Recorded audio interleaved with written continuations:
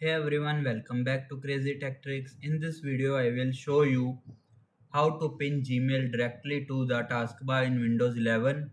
It only takes a minute, works with Google Chrome. So let's get started. So firstly, open your Google Chrome. Here we'll search for Gmail. Open Gmail.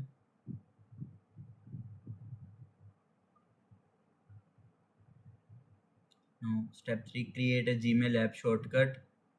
Click on three dots. Scroll down. Here you will see cast, save and share. Then click on create shortcut. You can name it as Gmail, then create. You will see it will create it successfully.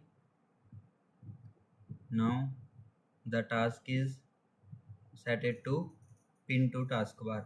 Now right click on it. Here you will see pin to taskbar. Click on it. Now you will see the Gmail icon will be pinned to taskbar easily. Now we will close the Chrome tab and directly open the Gmail. Now, that's it. Now you can open Gmail with a single click directly from your taskbar without opening your browser. That's it. If this video helped you, make sure to like the video and subscribe for more easy tech tutorials. Thanks for watching.